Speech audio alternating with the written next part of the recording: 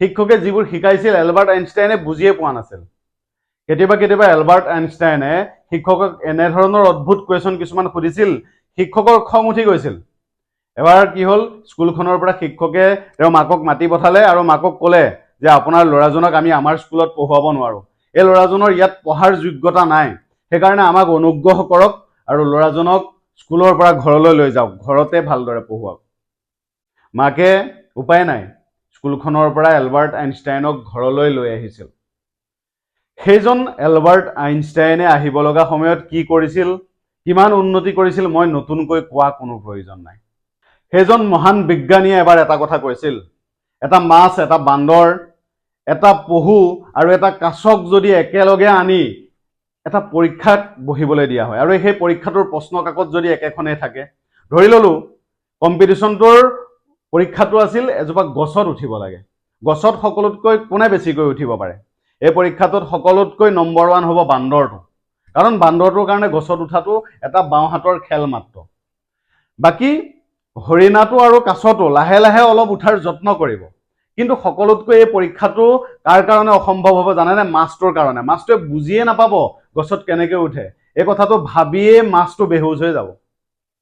কিন্তু সেই পৰীক্ষাটো যদি বেলেগ ধৰণে লোৱা হয়, সেই পৰীক্ষাৰ প্ৰশ্নটো যদি বেলেগ হয়, ধৰি ললো এইবাৰ বান্দৰ, পহু, কাছ আৰু মাছক সাঁতুৰিবলৈ দিয়া হয়, পানীত সকলোতকৈ বেছি কোন সাঁতুৰিব পাৰিব, তেতিয়াহ'লে এই পৰীক্ষাটোত নম্বৰ 1 কোন হ'ব জানেনে? এই পৰীক্ষাটোত নম্বৰ 1 হ'ব মাছটো, কাৰণ মাছটো সাঁতোৰাত এক্সপাৰ্ট হয়। ঠিক তেনেকৈ এই পৃথিৱীখনত যেনেদৰে প্ৰত্যেকটো জীৱৰ নিজৰ নিজৰ এটা বিশেষত্ব থাকে, নিজৰ নিজৰ এটা ষ্ট্ৰং পইণ্ট থাকে, আৰু এই পইণ্টটোত যেনেকৈ মাছে সাঁতোৰাত এক্সপাৰ্ট, সি সেই জেগাত নম্বৰ 1 হ'বই। বান্দৰ গছত উঠাত নম্বৰ 1, সি সেই জেগাত নম্বৰ 1 হ'ব। হৰিণা দৌৰাত নম্বৰ 1, সি দৌৰাৰ প্ৰতিযোগিতাত নম্বৰ 1 হ'ব।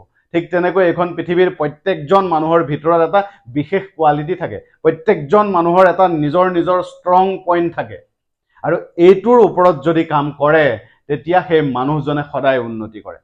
সেইকাৰণে জীৱনত কেতিয়াও আপোনাৰ ল'ৰা ছোৱালীক আপুনি বিচৰাটো হ'বলৈ যত্ন নকৰিব।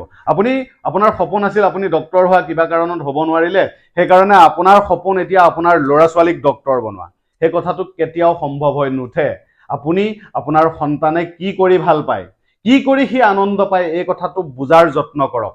যিটো জেগাত সি ষ্ট্ৰং হয় সেই জেগাতে কাম কৰিবলৈ দিয়ক। উদাহৰণস্বৰূপে ধৰি ললো আপোনাৰ ল'ৰাটোৱে বা ছোৱালীজনীয়ে গান গাই ভাল পায়, কিন্তু আপুনি তাক অভিনয় কৰিবলৈ নলগাব, আপুনি তাক গান গাবলৈ দিয়ক। কোনোবাই আকৌ অভিনয় কৰি ভাল পায়, তাক আপুনি নাচিবলৈ নলগাব। যিটো জেগাত ষ্ট্ৰং হয় সেই ষ্ট্ৰং পইণ্টটোৰ ওপৰত কাম কৰক, অনায়াসে উন্নতি হ'ব। সেইকাৰণে এখন পৃথিৱীত যদি উন্নতি কৰিব বিচাৰিছে তেতিয়াহ'লে নিজৰ ভিতৰত কি ষ্ট্ৰং পইণ্ট আছে, নিজে কি কৰি ভাল পায়, এই বস্তুটো বুজা বহুত প্ৰয়োজন। বহুত কম মানুহে সেই কথাটো বুজি পায়। সেইকাৰণে আজিৰ পৰাই আপুনি কি বনাব বিচাৰিছে এই কথাটোত গুৰুত্ব নিদিব, আপোনাৰ সন্তানে কি কৰি ভাল পায় সেই কথাটোত গুৰুত্ব দিয়ক, আৰু ভিতৰৰ সকলোতকৈ ষ্ট্ৰং পইণ্টটোক বাহিৰলৈ উলিয়াই ইয়াৰ ওপৰত কাম কৰা আৰম্ভ কৰক। মাছটোৰ নিচিনাকৈ সাঁতোৰাৰ প্ৰতিযোগিতাত আপোনাৰ সন্তানো নম্বৰ 1 হ'ব, বান্দৰটোৰ নিচিনাকৈ গছত উঠাৰ প্ৰতিযোগিতাত আপোনাৰ সন্তানে নম্বৰ 1 হ'ব। কিন্তু অভিভাৱকে মোৰ ল'ৰা এই হ'ব, মোৰ ছোৱালী এই হ'ব বুলি মিছাতে জিদ নলগাব। বৰা শইকীয়া হাজৰিকাৰ ল'ৰা ছোৱালীয়ে যি ভাল পায় আপোনাৰ ল'ৰা ছোৱালীয়ে ভাল নাপাবও পাৰে। সেইকাৰণে ভালদৰে কথাবোৰ বুজক আৰু সন্তানৰ ভৱিষ্যতৰ স্বাৰ্থত সন্তানে ভাল পোৱাটো কৰিব দিয়ক, তেতিয়াই আপুনি সুসন্তান গঢ়িব পাৰিব। যদি ভিডিঅ'টো ভাল লাগিল লাইক, কমেণ্ট আৰু শ্বেয়াৰ কৰিব নাপাহৰিব। জয় আই অসম।